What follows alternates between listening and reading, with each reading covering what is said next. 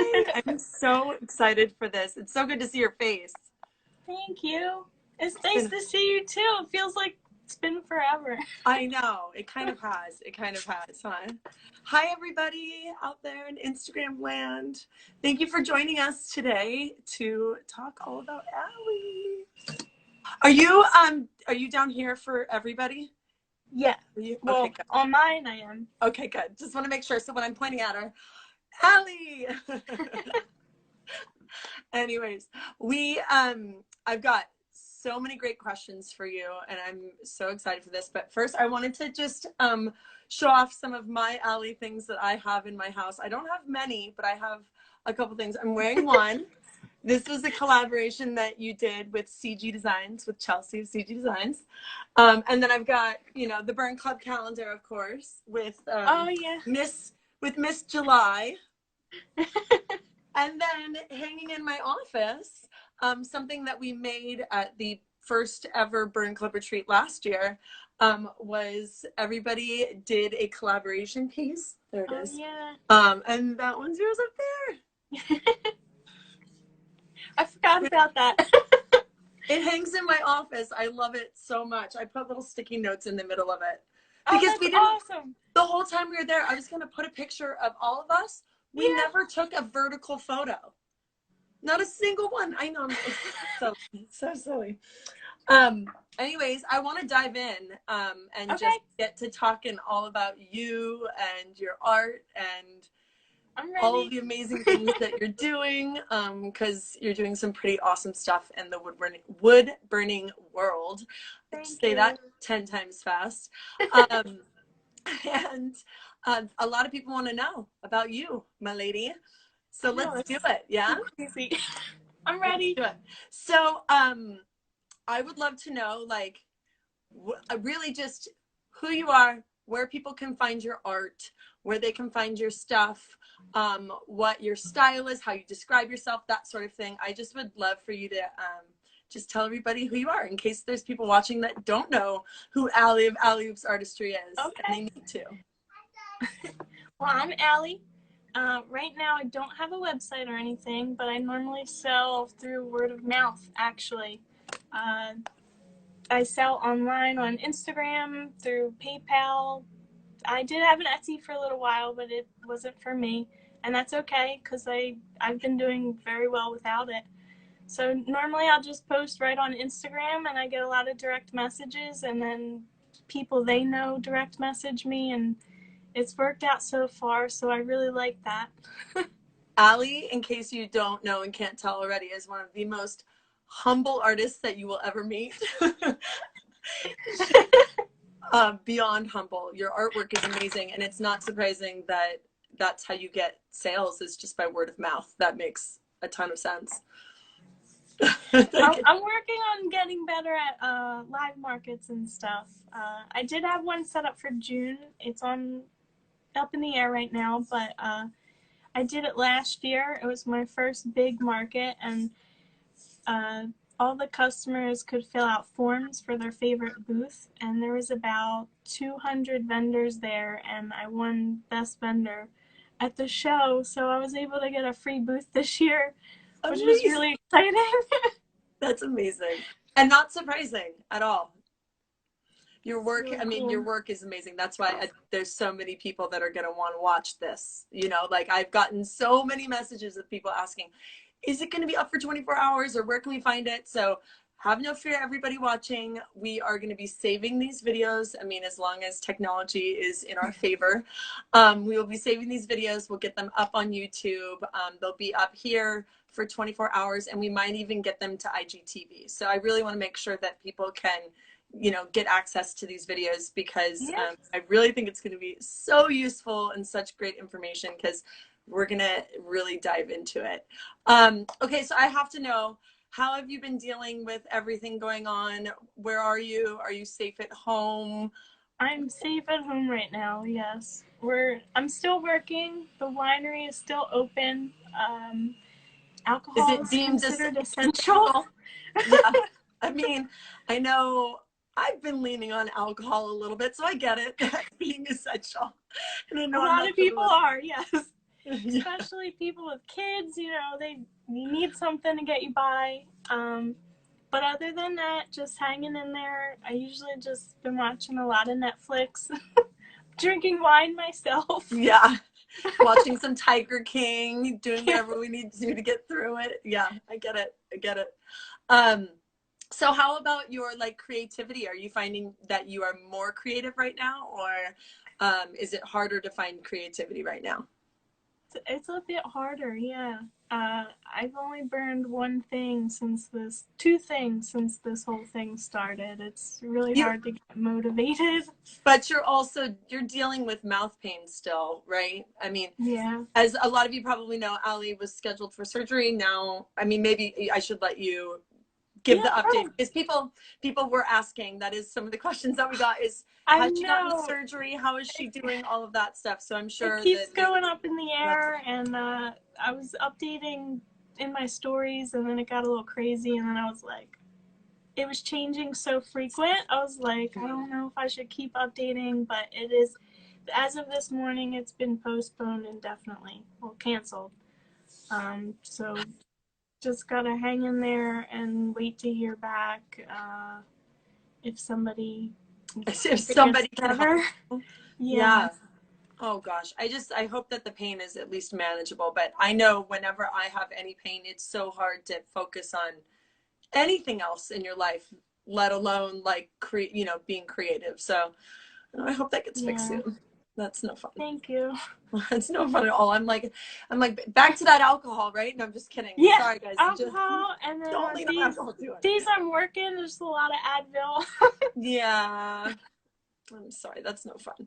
Okay, so then one of my questions is 3 ways that you've been coping with dealing with this situation. And if there's anything that like, I mean, they could be good, bad, humorous, whatever, but I know that a lot of us are doing some strange things during these times to cope with just, not being able to see friends and family and all of that stuff. So I just wanted to know what things you've been up to. It's a little rough. I've actually been FaceTiming a lot.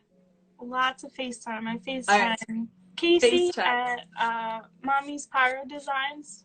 We video chat. My friend Liz, and we'll video chat as we watch YouTube videos or Netflix together. So it kind of feels like we're hanging out. So it's like you're in the same room. I love that. That's a great idea. That's awesome. Okay, what else? Anything ridiculous, over the top, silly that you've done that like you're like, oh my gosh, I can't believe I just did that? Because we've seen people doing everything. I mean, have you tried to do a TikTok video yet, or a TikTok dance? No. You know what I mean? Have you picked up anything strange? Have you dance. started a new habit or a new hobby? Crazy stuff, not necessarily, but I have been very prominent with my face mask and skincare routine now that I have so much time. There you go. It's working, girl. Yeah, thank you. I've definitely noticed a difference. Yeah. Oh, it's like night and day when you can tell when I'm using my stuff and when I'm not. It's very easy to tell. It's like my skin's like, help, when I'm not using it. I get it. We got chickens, so that's what we've been doing. I don't know if that's crazy or what, but we now have 2 hens in my backyard. Oh my god. Yes. I would love that though. My sister's neighbors, they actually have a bunch of chickens in their backyard. Like 10. It's my way of coping. I'm like, I need to be more self-sustainable. So we've planted a garden and we got chickens, and now I'm like, okay, now we can have eggs and a couple vegetables. I'm like, I'm doing my part. It's, it's how I'm coping, is by like staying busy, but doing stuff that I feel like is beneficial. You know what I mean? I think that's great. Yeah. If I had a backyard or space, I would definitely try gardening. I mean, I'm really excited about the gardening, and we've been checking it every day. The kids are loving it. It's been a great like learning exercise for them too. We learned all about potatoes and how potatoes grow and how you're supposed to plant them and stuff with the eyes up. And then my daughter, Evelyn, who's probably the most creative person I know, drew this drawing of a potato person, and it had these eyes coming off of it.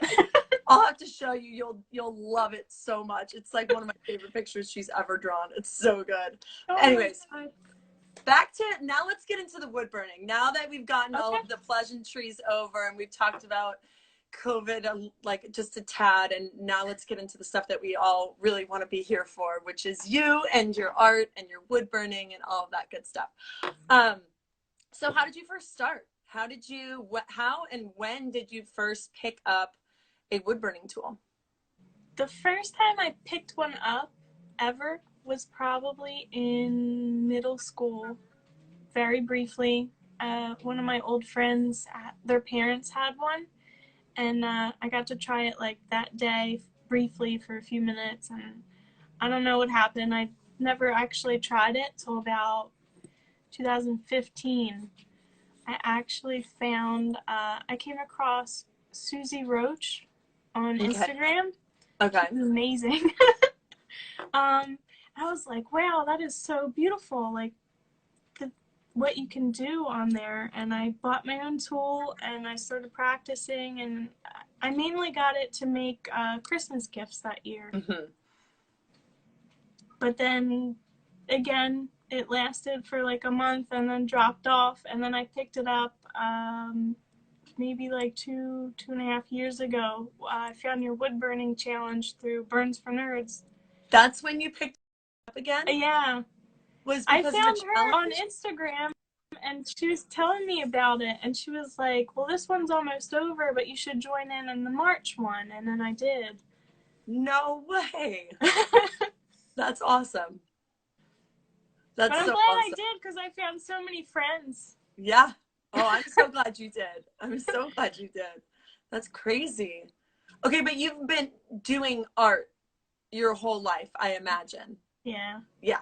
Were you did you take art classes and art lessons when you were younger, in high school, things like that? Yeah. Yeah, all the classes they had in high school. I took some college courses in high school. I did classes at Moore College of Art in Philadelphia. I went to the Art Institute for about a year and a half. I didn't love it. Something about school, when they're actually forcing you to do things, you're like, wait a minute. Yeah. I'll do my own thing. Yeah. I went for graphic design, and it was a lot of computer stuff. There was not a lot of hands-on classes. You're clearly a hands-on artist. Yes. So, yeah. Well, so definitely classically trained. You've had lots of classes, and you've basically, it sounds like, since birth, as soon as you got a pen or a pencil in hand, you were creating art. I mean, I think you're just one of those people that you have to. It's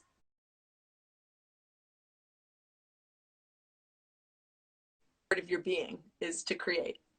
You could ask my sister. I think when I was little, I wrote all over her walls with lipstick. That sounds about right. She probably loved it too. She was probably like, Allie, this is beautiful. I love it so much. I want to keep it. I don't know if you guys know Allie's sister, but she's one of the most supportive people I've ever met in my life. And she's so supportive of Allie. It's so awesome to see. It's such a good sisterly little bond you guys have. It's awesome. Okay, so then I would love to talk about your style and around it, because I mean, I know that you can definitely, you go between different styles. You like the anime world, but you can also do like hyper realistic stuff, and you can jump all over the place. But I feel like no matter the piece, I can always tell that it's an Allie piece, if you get what I'm saying. And so I'm wondering how and when you feel like you really discovered that. I will be honest, I don't feel like I've discovered it. You know, I know exactly what you're saying, though, because I see other people's work, and I can definitely tell right away when it's someone's work or not. But it's still hard. It's still strange to me to see my stuff and know that people recognize it like right away. Because like you said, I do feel like I'm very versatile, and I change my style a lot because I am still trying to find my style. But there's a thread that runs through them all, and the thread is, it's you, and it's like unique style that comes across in all of your pieces.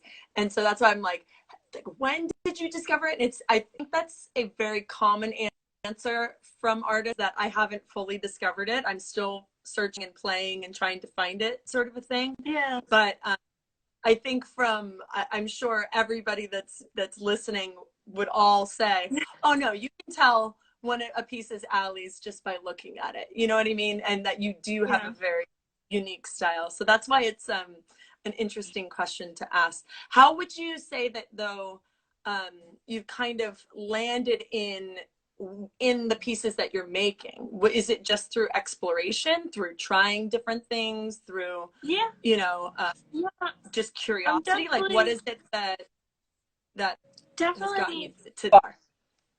Yeah, definitely exploring. I do like the anime style. That's just something that I'm really interested in.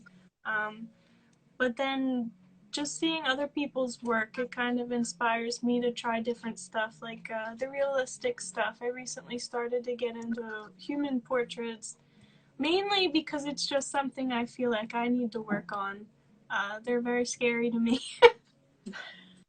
It's always so funny when I hear someone as good as you talk about things that are scary for you to create. I'm like, oh, please, sure.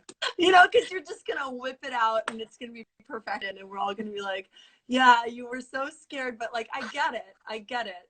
You're pushing your own art form and it's scary. Like, that's exactly what you're doing by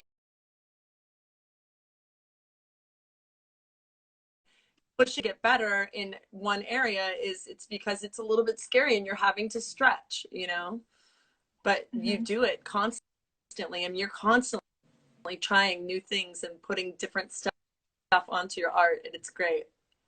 I love to try new things. I love to try new styles. Okay. But probably line work is my favorite. I really enjoy line work and shading. Speaking of, I think there's a delay. I'm sorry. I'm hoping it catches up and is all right. Okay. We'll have to see. I love to show people some of your art pieces, but maybe we camera to sort of situate itself out.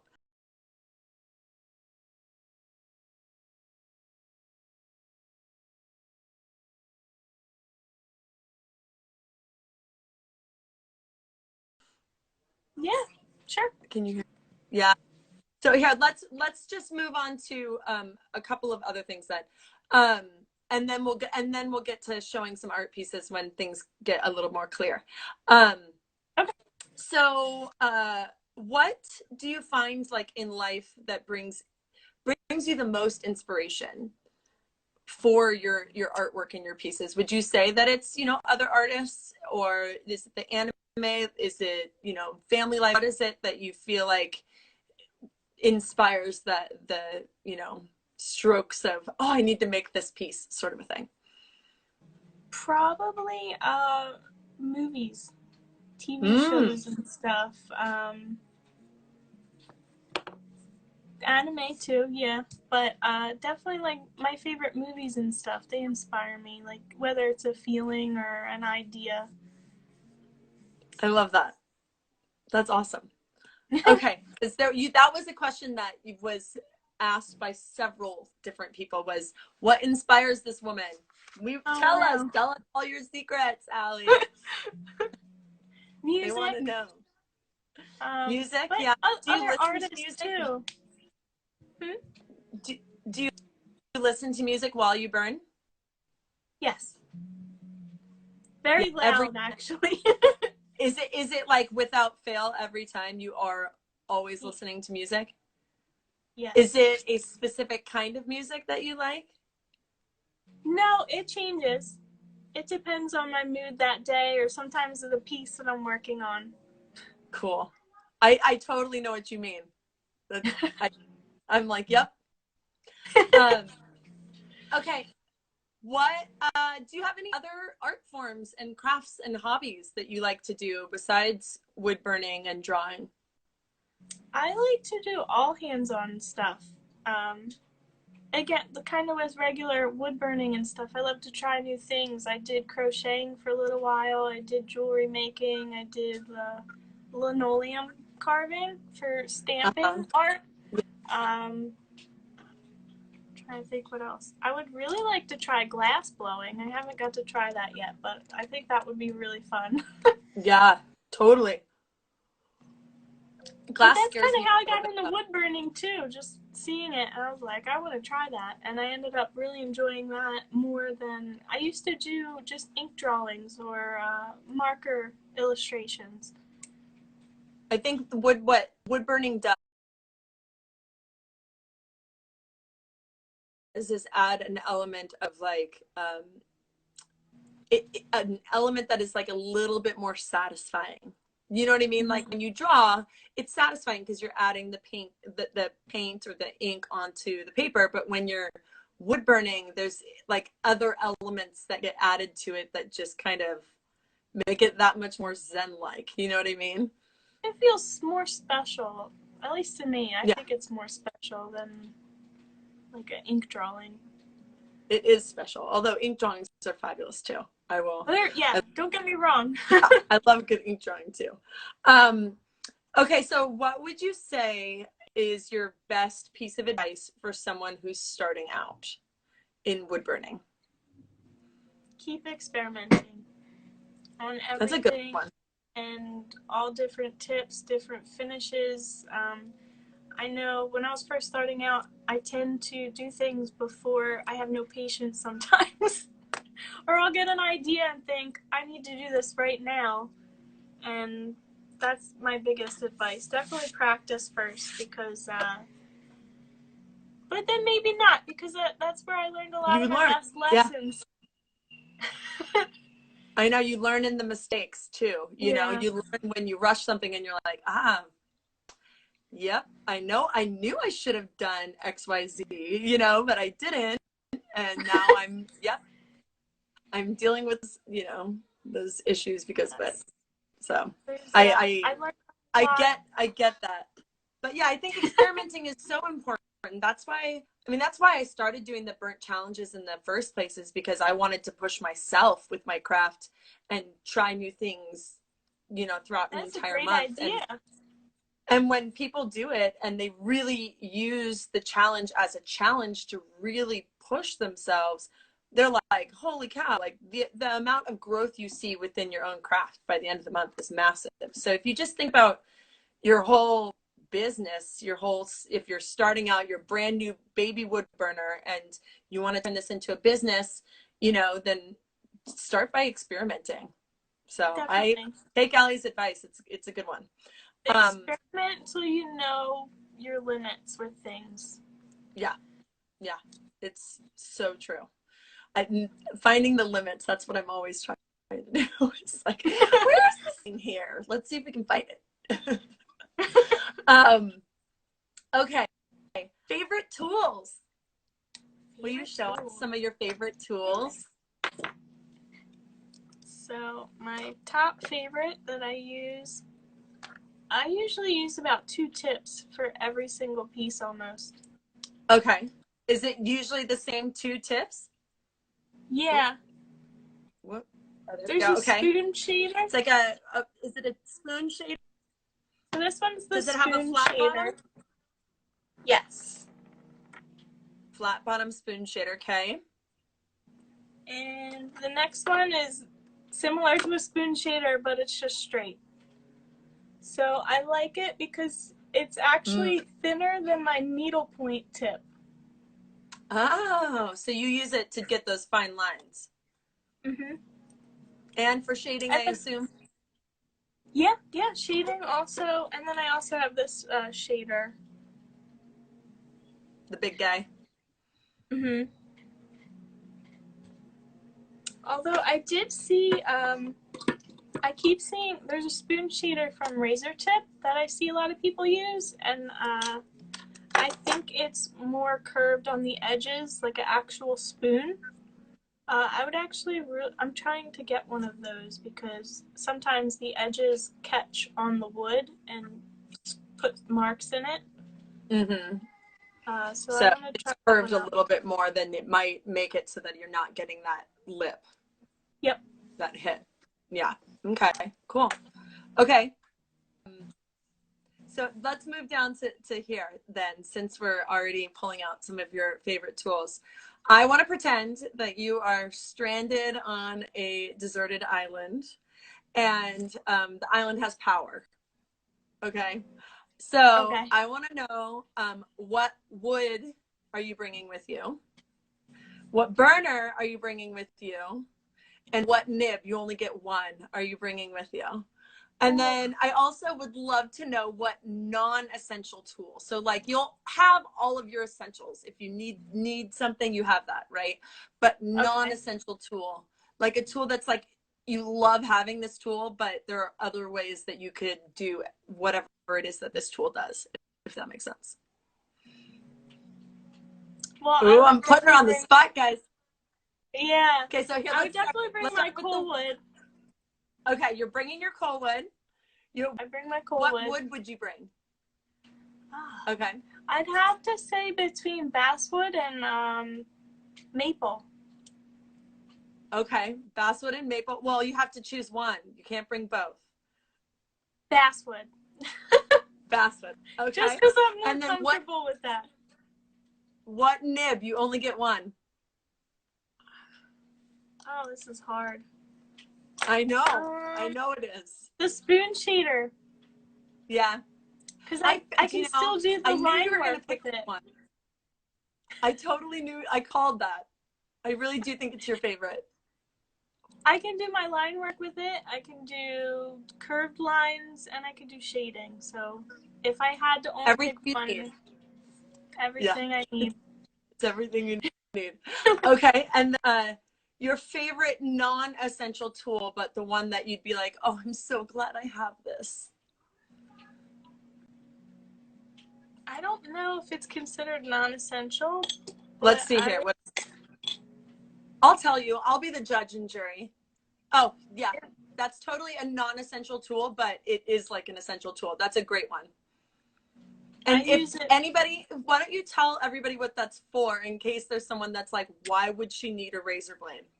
It's a razor. Well, it's meant for paper and things, but I actually use it to scrape out small mistakes of the wood. Like if I did a line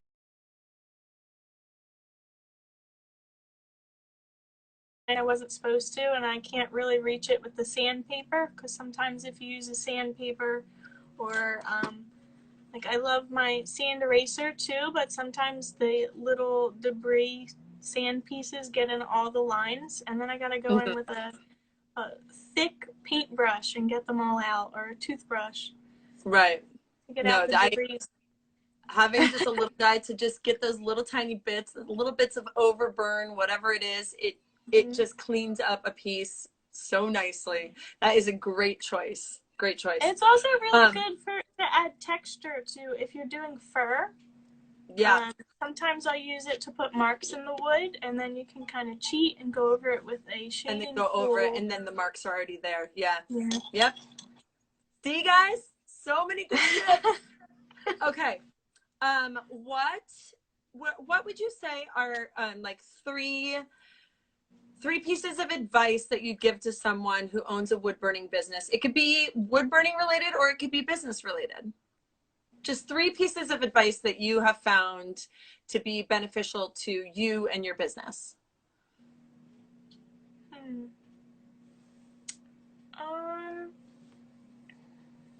I get the best piece of advice that I get from most people. I don't know if it would help everybody. I feel like it's an issue most people have, but it's pricing. Definitely figure out your worth, including your time and materials and shipping costs and everything. That's like my biggest struggle. I mean that's I think a struggle that a lot of people have is coming up with the right price, because it's important to pay yourself, and it's also important to not just for yourself but for everybody else, that you pay yourself what you should be getting paid, because if you undercut yourself and then all these other wood burning artists are undercutting themselves, then everybody just thinks that's what it should be, and that's not what it should be. So we want to make sure that you're getting paid for the work that you're putting in. And with you, for example, you are someone who has, it's not like you've just been burning for 2.5 years and that's all of your training. You've been doing art your entire life. You have been honing your craft your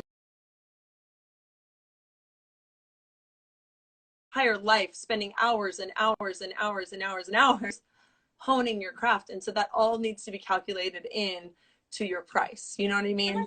I think so a lot I of always people tell don't even you realize don't charge that. enough. Yeah, thank you. I'm still I think I working tell on almost it, but everybody that. I'm like, you guys, nobody's charging enough. It's hard because when you're pricing, when you decide to price a little bit higher and you see other people who are pricing so low, you're like, oh no, am I a jerk for pricing too high? But no, you're not. I get so many people, like even customers, they're like, I feel like I'm robbing you. I was like, see, oh. and that's not what your customer wants. Uh-oh. Am I frozen for you? You're frozen. A little. There you go. I didn't change anything. Okay, it's working. Okay. Someone needs to screen grab that. Us like, oh, please. Don't touch anything. Okay, let's try this again. My goodness. Technology. I really hope this whole week isn't like this, because that just won't fly. Yeah. Oh my God. Back to where we were. Okay, so we were talking about pieces of advice or things that are important to know for when you own a business, and we were talking about how pricing is hard. Is there anything else that you have come across that has been something that has either been hard or that you've learned from, or that you figured something out and want to share with everybody? It's probably common sense, but make sure that people pay first. It's not common at all. Even if they're friends, even if they're family, even if it's somebody that seems like they're trustworthy, always make sure that they pay first. Yes. I've definitely had issues with friends and people. Totally agree. There's also, I don't believe in friends or family discount. They should be paying whatever it is that it takes you and what you would normally charge for it. Because if they love you and support you, they're going to want to love and support you in that way too. I was going to say that too, because I've never had any close friends who've ordered pieces. They don't want discounts. They pay full price. Right. Right. Because they want to be supporting their friend who's an artist. Like that's part of it. You know what I mean? My mom's bought pieces too. She was like, no, you're getting it. Yeah, exactly. And then also what you said about making sure that you get paid up front. I am one of those that I say not just up front, but before you start even drawing. Yeah. Because I know people that have been commissioned for something, they draw up the whole design and it's like this beautiful drawing, and they send it over, and then the person's like, oh, never mind, I don't want to do it. And now you just gave someone a free piece of art without you getting any payment for it, you know. And then the final, you're giving them 2 pieces of art technically. And so I just think that it's better to say, okay, you are commissioning me for this piece, figure out whatever the details are of the piece, come to the price, charge them fully up front, unless it's like a massive piece or something and you need to divide up payments, but really fully up front, take the money, and then you start working on drawing it out and showing them what it is that you're making. And then you get their approval before you actually start burning. You can say that. And then once they have the approval, at that point, once you have gotten the approval, then I say at that point, you can get started burning. And at that point, they don't get any of their money back because the design has been confirmed by them, you know? That's true, yeah. You just gotta protect yourself, you know? I usually do it after the design, but I feel like it's a little different just for me personally, because my design, I do my drafts on my iPad, and they're very, very rough drafts. So sometimes even like the customers were like, oh, I don't, it's kind of hard sometimes for the customer to see it, but it's like just a very rough draft, mainly for placement and stuff. But then when I hear show you. them But examples, you have to keep in mind too, though, that those people are coming to you because they know what your art is and they know what you create and they trust you to make what you're making. You know what I mean? that's what I mean. Like when you see the rough drafts and you see the final piece, you can tell that it's not going to look like that, but it's Right. just rough enough to get approval. Right. Exactly. Um, Anything else that you can think of, like any mistakes that you've made in the past that you've learned from, or things that you learned the hard way? Like, that you showed off the razor blade, and when I was first burning, that's how I transferred designs. Was I took the whatever the design was and literally cut into the wood whatever the design was, and then followed the cut lines because I didn't know about transferring. Oh, wow. Yeah. Oh yeah. Yep. That sounds like so much work. It was so much work because I had gone from doing paper cutting. I was doing a lot of paper cutting at the time. And so Okay. I was like, oh, look, I can just cut into wood and then I can just burn from that. And I just didn't even think about the fact that I could be doing this in a much easier way. One of the big ones that I learned on my own, but I've noticed that a lot of people ask about it, and it's very useful. And I have a sample piece. I'm gonna grab it. It's on my wall. Oh, I hope this has to do with your. It does. It has to do with resin. So when I was first starting out, I tried resin. Like it was probably the first or second time that I tried resin, and I'm sure a lot of people who have tried it have noticed this problem too. But a lot of the times it will soak into the wood, and it also darkens the wood. So this is a piece I did a really long time ago.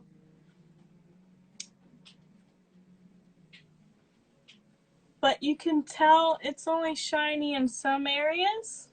All of here is dry. And I could have fixed it, but I kind of use it as an example piece to show other people. Yeah. But it really got dark. It might be hard to tell, but if you look at the difference between the two, so this is the color that regular, what it is naturally. Yeah. It like really darkened, so you lose a lot of the details as well. So something I learned just through experimenting is golden isolation coat. Oh, awesome! I do about 2 to 3 coats of this. You gotta give it a few hours between each coat. I mean, you might be able to not give it that many hours. I like to let it dry before and that completely stops from soaking into the wood, and it keeps it very light. I also have another example. Yay for examples, right, guys? Because her examples are so.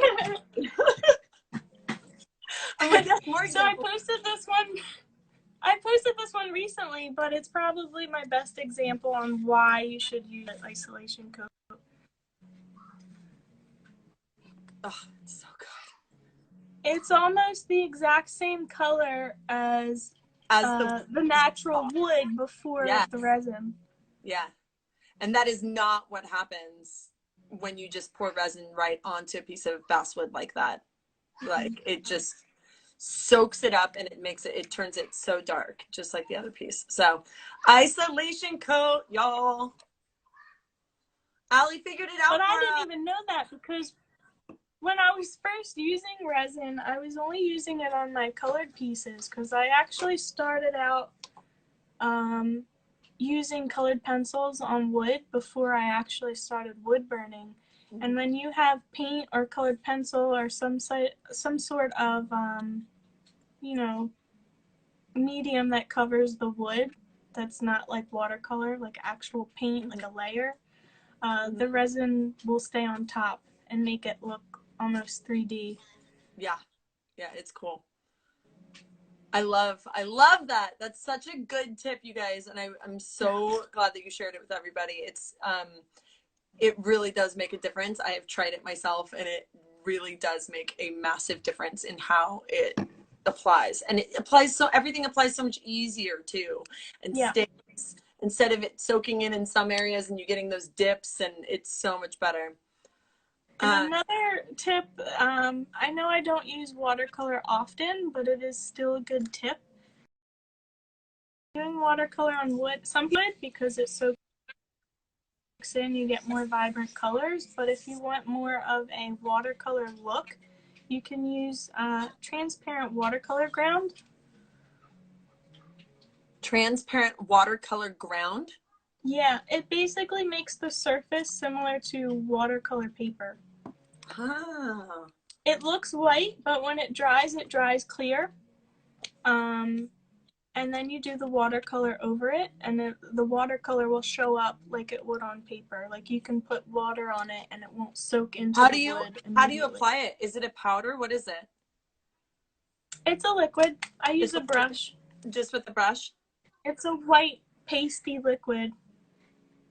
Okay. It kind of looks like acrylic white paint, but it dries clear. Okay. Does it have sort of sheen to it? When it's dry? Yeah. Very little. Like okay. maybe a satin. Like, goes over like burn lines. Should you be avoiding burn lines when you're putting on it? If you can. Yeah. You don't want to burn on top of it. Well, no, of course not. You're adding watercolor. I assume the burning is done at that point. So that's why when you add it on top of the burn line, like, is it adding any color or any like shininess to that burn line, or does it stay pretty clear? It kind of fills in the burn line. So okay. I try to avoid it with like a fine tip brush, or if you're looking for a shortcut, you can go over it with a razor blade, scrape it out, but it's extra work. So it's better for just the wood, not like, it's not like a full cover the whole thing in it sort of a thing. Yeah. And then go over, it's just the areas where you want that specific look. Mm-hmm. Got it. Okay. What is your favorite piece that you've ever made? Okay. Do you have it? Do it again. Yeah. Oh my God. Yes. It's so beautiful, Allie. Thank you. See, and this is the girl that's like, I should be doing more portraits, and she wants to push herself to do more, and she's like nervous about doing portraits. You're so silly. So silly. It takes me so much longer because I feel like it doesn't look right to me. But everybody's their own worst critic, so. Isn't that the truth? And it's unfortunate, but it is true. Okay, so I typed this, but I'm not sure if I heard you. Well, I know I didn't hear your answer, but dream collaboration. Do you have a dream collaboration with either a company or an artist, or both? Artist? I would like to collaborate with Jimmy from Pyro Tattooing and Nikki from Wakeful Woodcraft. Yeah, I'm like, shout out to those people. Make it happen. I would love to. I would also like to collaborate with Kristen too, Kristen Canto. Yes. I really love her. I think that because I love details and I do detailed pieces sometimes, but I feel like her details are always like her dots and.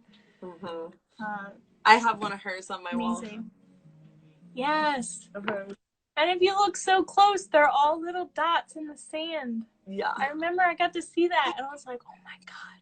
Yeah, it really, there's no picture could ever do this thing justice at all.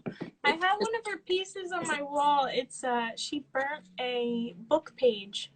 Oh, cool. And she framed it and I was like, I need that. I need that. Yeah, right. just, we're all just collecting a bunch of different wood burn pieces. It's the best. Yeah. It's so my whole wall's covered with pieces. I got I have your piece on my wall. I have Phoenix Quill, Mommy's Pyro Designs. I have Kate Broderick, Brandy, Market with a B, Cal Shed, Burns for Nerds. So awesome. I love it. Makes me so happy. Okay, more questions for you. Do you have a mentor or a teacher, someone that has helped you learn? This question came from Completely Devoted Designs. Teacher. I like in general, or it could be with anything. I mean, just she said like a mentor, a teacher, or someone who's helped you learn. Sarah from Burns for Nerds actually taught me a lot when I was first starting out with wood burning. I would go to her for all my questions, and she really helped me get started. And then Brandy. Yeah, Brandy helps me all the time. I always message her. And Jen. LaBerge. Yeah. LaBerge, yeah. Or North Star, excuse me. North Star, yes. North Star. We get used to the names. She's still LaBerge to me, though. Mm. She was actually the first piece that I ever ordered from anybody on Instagram. A couple years ago, she did this little like gnome elf thing creature, and it's crazy to think like I bought it because it was so cute, and now years later we talk like every day. It's like I love that.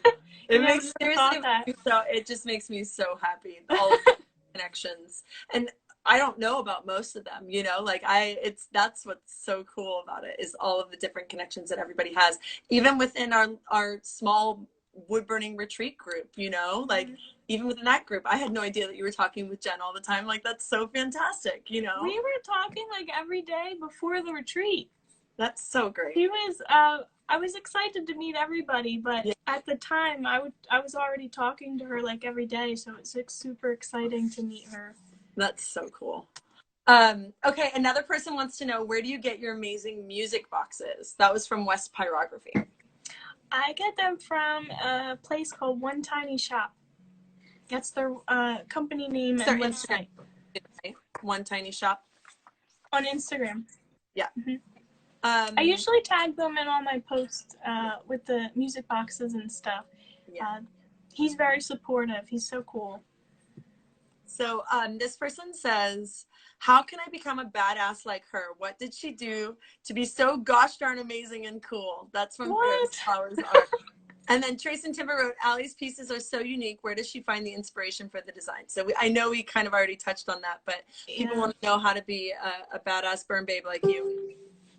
Inspiration-wise, I would just say anything that you really enjoy, that you get enjoyment from. So usually I'm a big movie buff and I love music, so that usually helps me.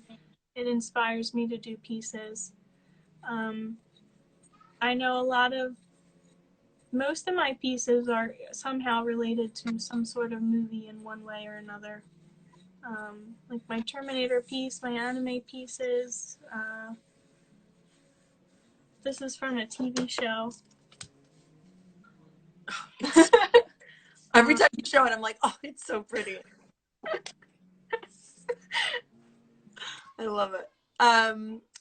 People, let's see here. Oh, I'm way behind on questions. That's funny. Okay, people were wondering if you have any surprises or special projects in store. That was from Photojournal Girl. I'm waiting because everything's kind of up in the air again with everything that's going on, but I do have a collaboration with Art and Glow. They're going to be doing a blog post soon about how to do resin on wood pieces. So the teacup piece, this was actually made for them to use for the blog post. Awesome. But it is also available if anybody's interested. Yes, please. Whatever pieces you have for sale, you got to let everybody know. Maybe you could do like a just a quick story run through of all of your pieces that you have so that we can Yeah, I go. can do that Stop. at the end if you want. Hmm? I can do that at the end if you want. We will do that then. Okay, and then people were asking how you're keeping motivated and being creative with everything going on. And then people were asking about how you seal your burns. They said that they use polyurethane, but they noticed some fading. I usually I'll be honest, I don't, it depends on the customer. Personally, I don't like to seal my pieces at all. I like that natural wood look. I like that you can see and feel the textures. If I do seal it, I use also polyurethane or resin, but you want to keep it out of the direct sunlight. No matter what. I mean, it's a wood Yeah. burning.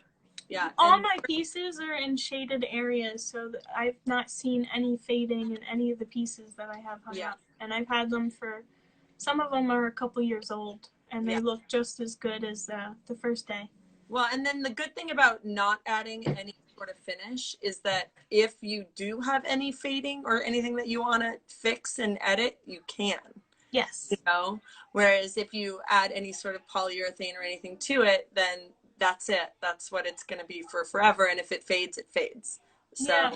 Some of the orders I get a lot of are usually like family baby names and birthdays, like for their grandparents, and I'll have all the grandkids' names and birthdays, and those I don't finish because they end up having more kids. More kids, you might need more names, right? Exactly. One person was asking what specific tool you use for each of your techniques. So maybe you could go through a couple of your tools and just show us maybe some techniques that you do with it. Or I also have another person asking how to explain or teach gold foiling on wood. Gold foiling. Okay. So there's a couple of things. I don't know if you want to point the camera down and have some burning and some showing time of some different tools and things you've got going on. Yeah, I actually have all the stuff here, so I could do something very quick just to show you how I do everything. Sure, that would be awesome. This is so much fun. I'm loving this. This is just great. I need to go through, and while you're working, I'm going to go through and read a lot of the comments because it's hard to keep up with a lot of them while things are going on. Yeah, sure. If anybody has any questions or if you want to ask Allie anything, just go ahead and write it there and we will try and get to it before the end. I have the first round of the video before everything got messed up saved on stories right now, and then hopefully this one will save as well so you can go back and look at it later, and then we'll try and get them up on YouTube as well. So this is just I'm doing one of the another moon piece, so I already sketched out a light draft to follow. For tip wise, I usually do the line work first, so I like this flat tip. Yeah, that'll make a nice clean line. Oh yeah, I use it for just about everything. This one and the spoon shader. That one's almost as thin as, do you remember Basha from Fine Line Pyro? She has one, she calls it her sexy tip, and it's just like a square, super thin tip, but it's so funny. She calls it, oh, you have it. You've got the sexy tip. Yeah, I bought it. I actually think it's thinner. Is it? Oh my gosh. Watch out, Basha. And I'm trying to think what else. So this is the needle point. It's not so much needle point anymore, but you can see the difference. Yeah. So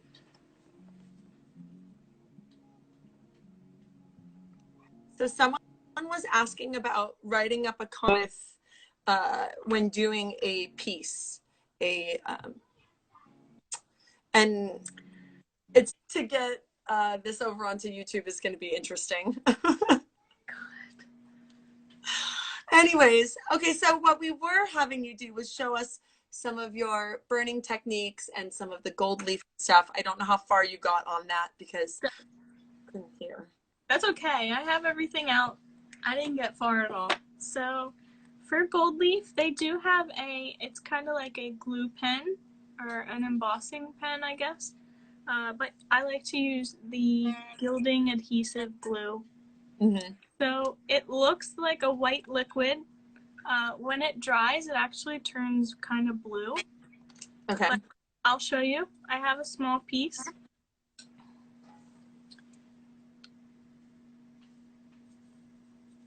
Just to put it on.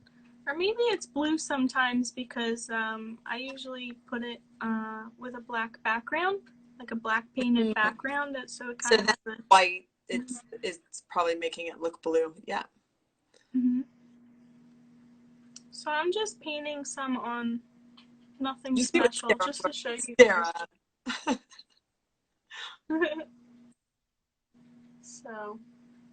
So if you burned on here first, you can put the glue pretty much anywhere. But again, kind of like the wood ground, the watercolor ground, you want to keep it out of the crevices because gold leaf is messy.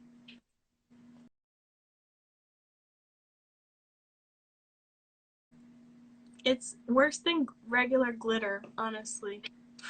Sticks to everything and just, yeah.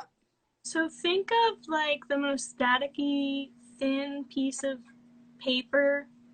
That's what gold leaf is. And you just like rubbed your feet on the carpet for a little while and like rubbed your head on a balloon and then you started touching gold leafing. Yes. Yeah.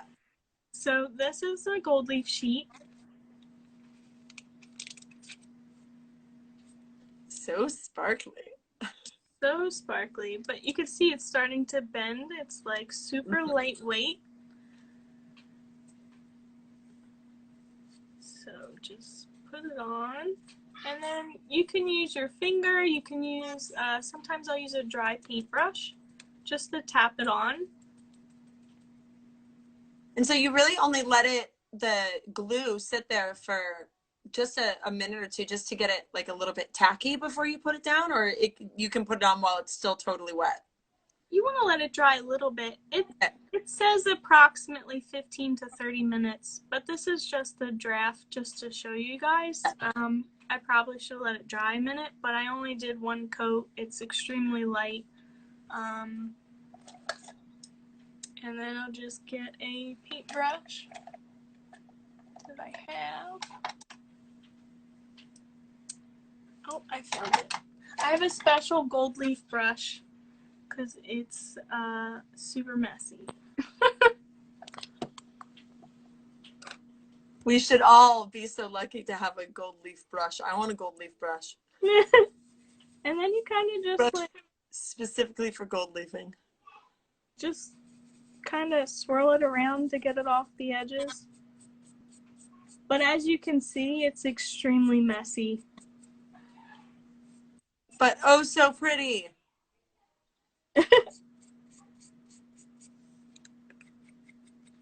And then again, I'll go back over it with like, usually like a dry towel or something and do like a light, if you have a microfiber towel or anything, that will get all the little pieces off. Especially if you're going to be finishing it in anything.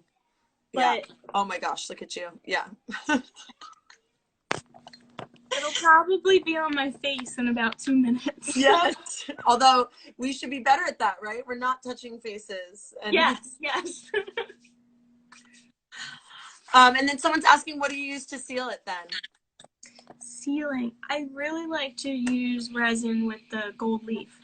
Because it just makes, I mean, I have seen Ally's pieces in person that have some gold leafing on them with the resin over it. And it's so, it's like it has layers or something. It is the coolest thing to look at. Yes. And you can't really tell, like when you look at the regular gold leaf, it just kind of looks flat.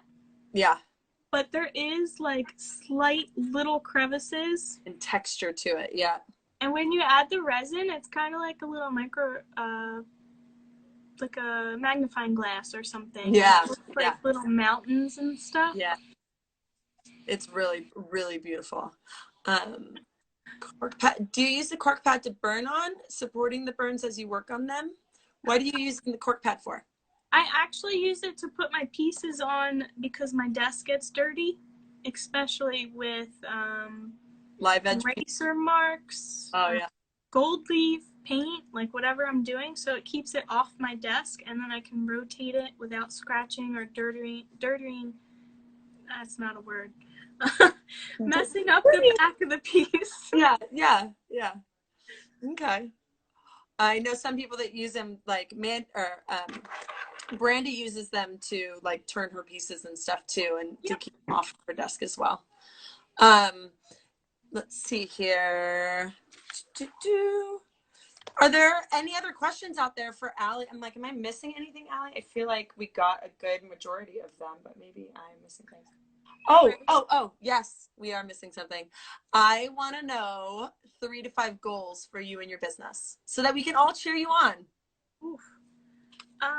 One of my main goals, that was actually a goal for last year, but I didn't get to it fully yet.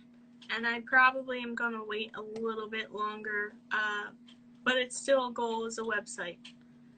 I would like to eventually be able to sell off of my own website and to have everybody directed to one spot. Yes, one spot, basically, so you don't have to go all over.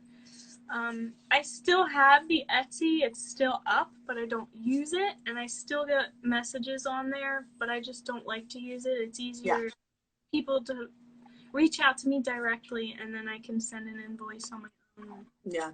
I'm going to encourage you, and I want everybody else here to encourage you too, to get on it sooner than later. Just because it's one of those things that seems really scary before you actually dive in. But once you actually start diving in, especially with these different websites like Wix and Squarespace and stuff like that, they make it really, really simple. And even if you just have a really simple website where it's just your art, it's a place where people can go to find you and to connect with you. You know what I mean?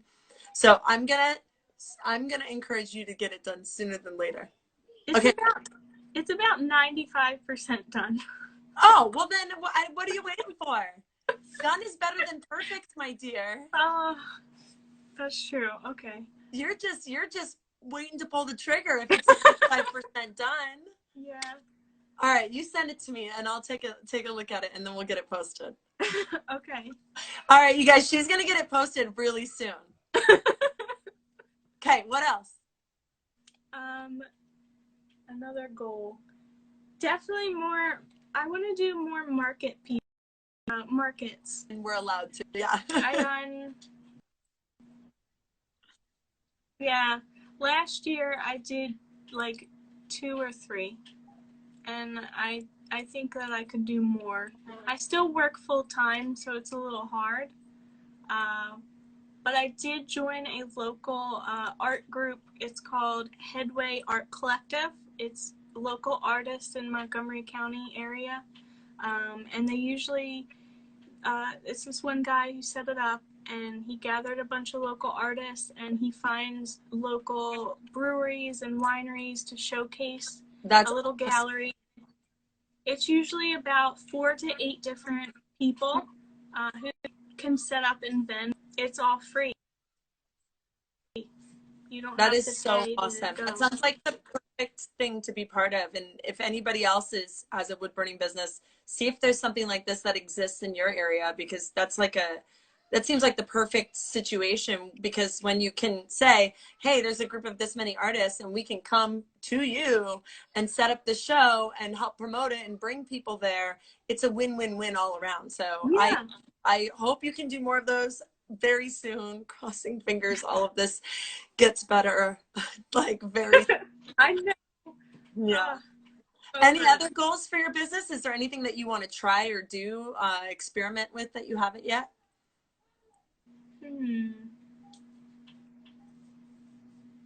Probably it's something I already do, but I plan to do more music boxes within a month than what I do now.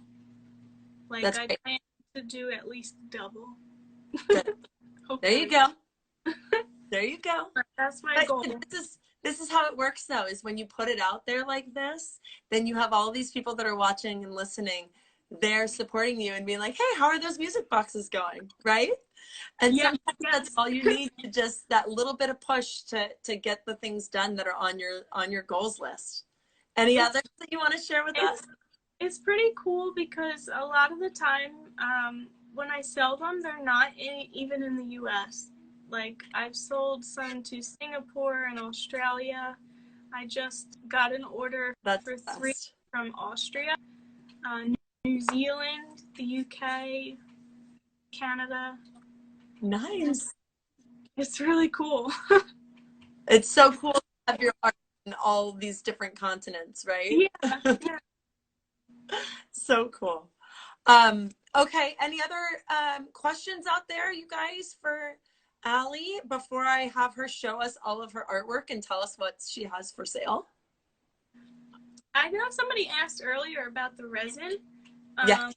How you heat it up to get the bubbles out. So you can use a lighter or a heat gun. I personally like to use a lighter because you get a little bit more control. Heat gun is good. It works just good. It gets all the bubbles out, but it makes the resin extremely thin, like more liquidy than gel-like. So it will pour off the sides a lot. With the lighter, because I've used the lighter method, and I don't know if you have fingers that can withstand anything, but like the handheld lighters, the little lighters, is really hard for my hand. Yes, exactly. Having a long stemmed lighter is the way to go. I've tried with the little lighters and oh my gosh, I'm like, my fingertips can't do this. But you want to get the lighter really close to the surface and you just kind of glide it right over the surface without touching it, and they just pop and it becomes glass smooth and is so beautiful. Another, you can also, so I have a little sample here. It's easy to get started. It's just very finicky, like a little unpredictable. It's literally 50% of this and this. So you want a half. I guesstimate usually. I have these little plastic, they're like 1 ounce cups. And usually my pieces are on the smaller side, so I only do like 1 pour at a time. So I'll do like this much of the resin and then this much of the hardener. You mix it up, but then you can set the cup inside another cup of like really, not boiling, but very hot water, and that will settle some of the bubbles too before you pour it on. I haven't tried that. It's a good idea. Really, that way you just aren't having to do as much work with the torch or the flame after the fact. That's a good idea. And then when you pour it on, you want to let it sit a minute or two before you use the lighter. Let the bubbles rise to the top. Just make it easier on yourself. Yeah. Yeah. That's a small jello shot. We having little disposable cups, things that you can throw away, is really important, because once you've used it, you're not going to be washing it out and trying to reuse it. It becomes hard as a rock. So you definitely want to have things that you can toss. Unfortunately, it's kind of the way it is.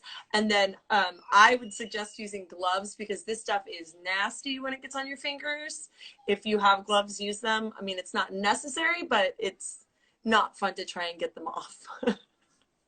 I know. I do see some people put gloves on because they like to touch the resin itself to move it around pieces. I usually use a straw, or I have little paper sticks that I use for stirring, and then I also use them to like popsicle sticks or lollipop sticks are perfect. Lollipop sticks, yep. For that sort of thing, yeah. Okay, here, let's see here. Also, make sure it's covered while it's drying. Yes, yes. I have a, here, I'll show you my system. It's like an old laptop box that I just like put the pieces in, and then I can just close it. And I have like, I usually put like a parchment paper or something down so that like whatever it goes, if it goes down onto something, it's as big of a deal. But usually you like put a little wood cookie or something and place your piece on top, because it will spill over and then it'll be stuck to whatever it's stuck to. So you want to make sure it's sitting on something. Let's see here. And, oh, someone said that you can use silicone. So if you use like a silicone cup, then you can probably let it dry, pop it right out, and then reuse the silicone cup. That's a great idea. So I actually have like their silicone pieces to make coasters and stuff, resin coasters. Oh, cool. So it comes with like little popsicle sticks and little silicone pieces. Nice. You could do what do you call it? Pressed flowers. Yeah. Stuff like that. Pretty. Yeah, that would be really pretty. Does anybody else have any other questions for Allie before she starts showing us all her pretty art? Anybody?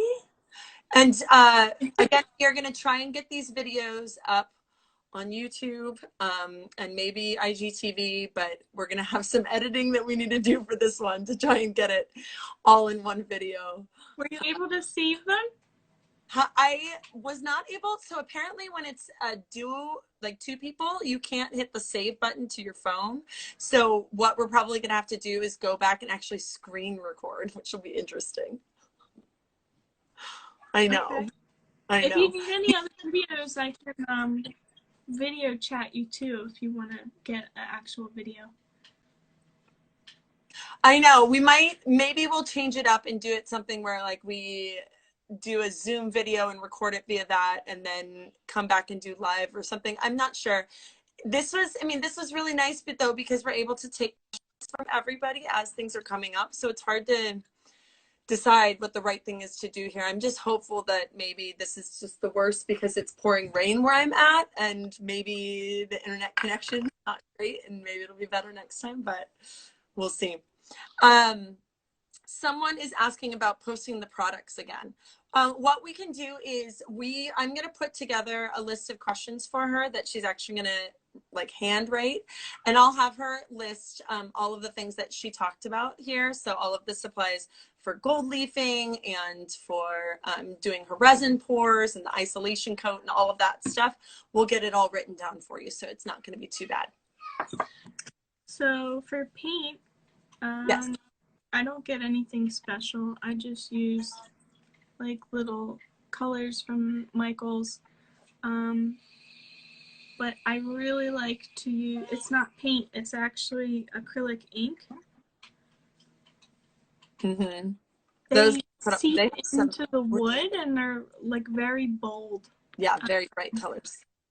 It's easier to control. It kind of seeps in instead of laying on top of the wood, so it gives it like a nice bold color. Mm-hmm. I got some of those too. I was playing around with them recently. Yeah. Hi, Jimmy. Yeah. This is great.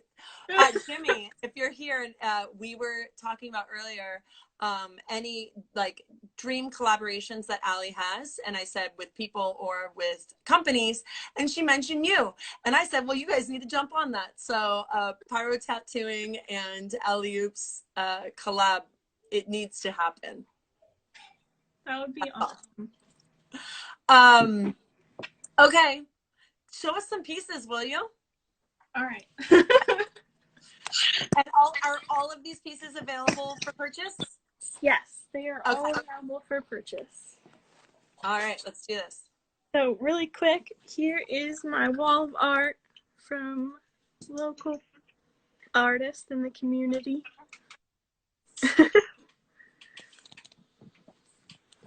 And then I have these little anime ornaments from My Hero Academia. And some more anime pieces. You are so insanely talented. This one's sorry. This one's still available. There's a nice layer of resin on this piece. Is that all gold leafing too on the edge? Yes, this is all gold leaf all along the edge. Background's painted and then wood burned. The eye drops are also gold leaf as well. So beautiful. And this piece is also available. It does not have a finish on it yet. I'm still undecided if I want to add gold leaf and resin. Possible. And then this is from Spirited Away, which is one of my favorite movies. Brandy actually. Still have to watch it. You do. You have to watch it. Brandy just they brought it my movies back, so I'll have to send it over. They brought it to the wood burning retreat and everything, and we just didn't have time to watch it. I have this piece from Catcher in the Rye. Did you use the acrylic ink there? Yes. Yeah. So this is the red acrylic ink. Yeah. It's just so vibrant. And then I have this eye piece that's available and my trick or treat Halloween stickers. Everybody loves a good sticker. Oh my gosh, that's so beautiful. So this is a music box from the I'm drawing a blank. Secret World of Arietti. Me.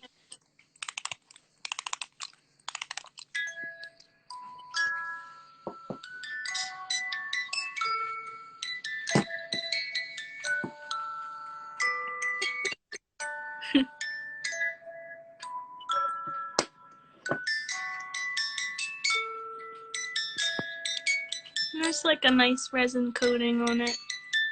So if there's a piece that someone wants to snag, should they just send you a DM? Yeah. If anybody's interested, you can send me a message.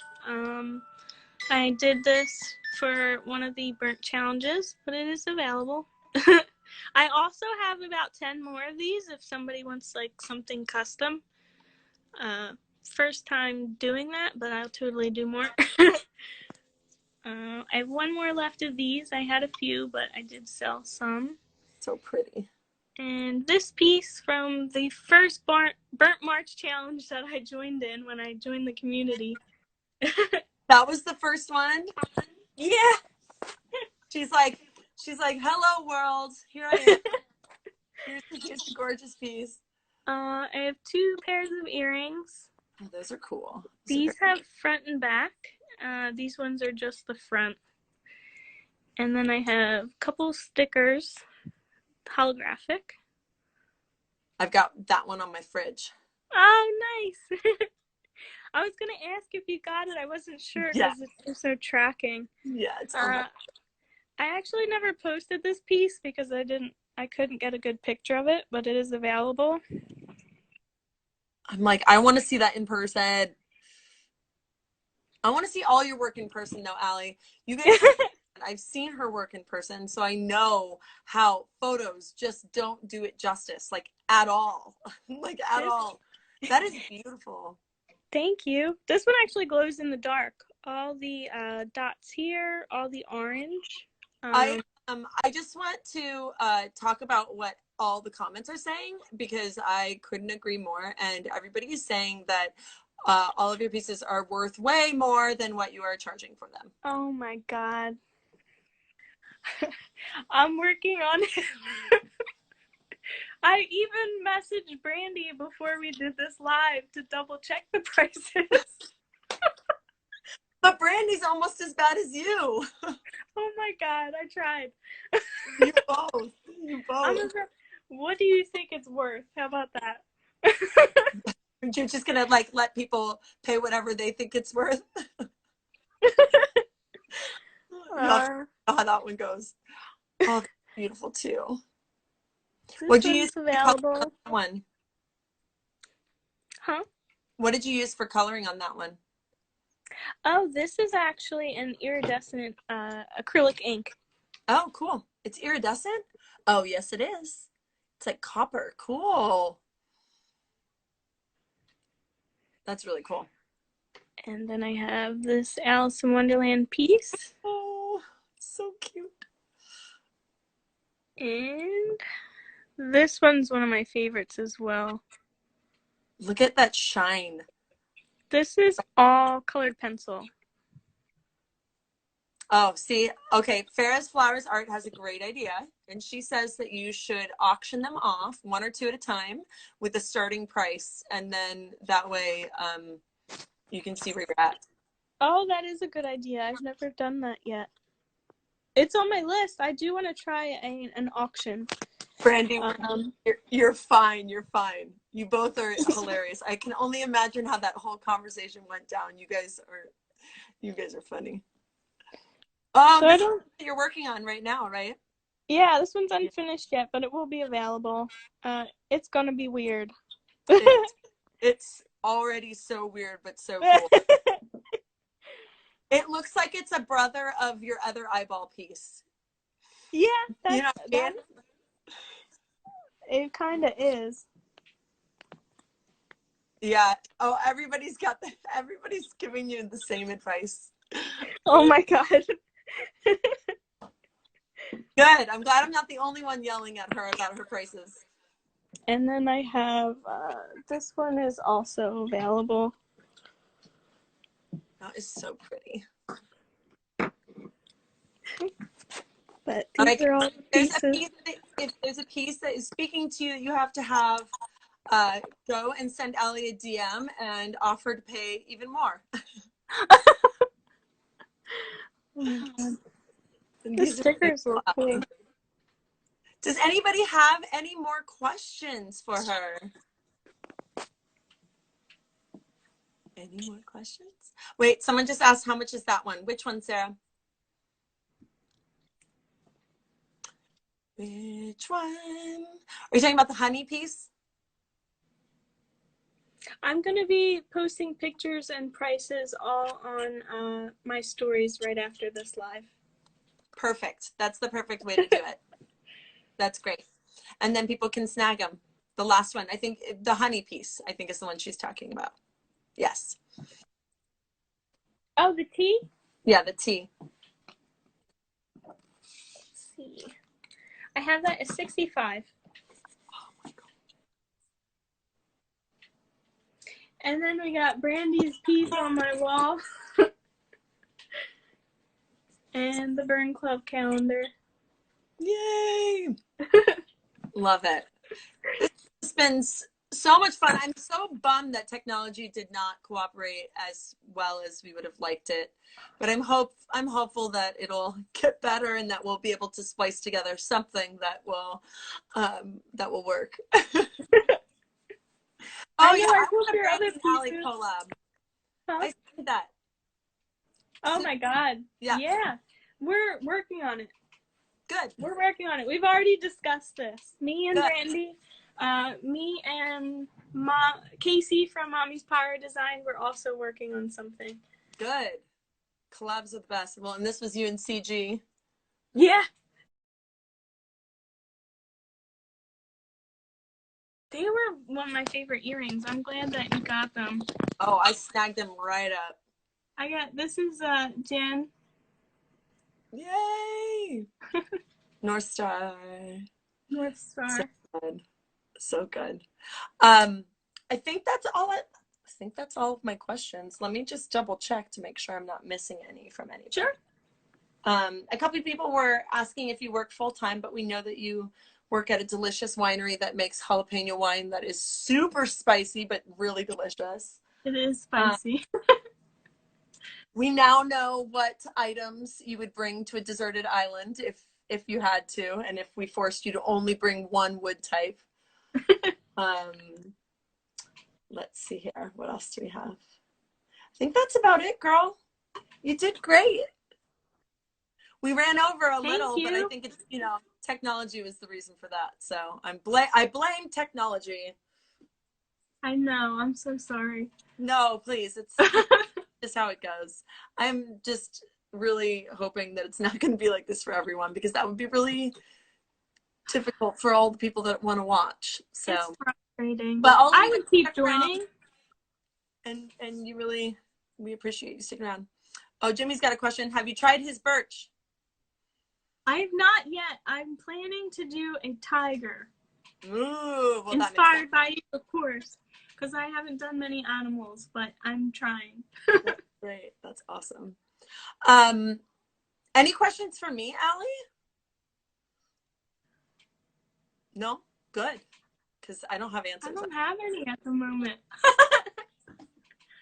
No, this has been so great. Thank you for doing this with me. I really appreciate it.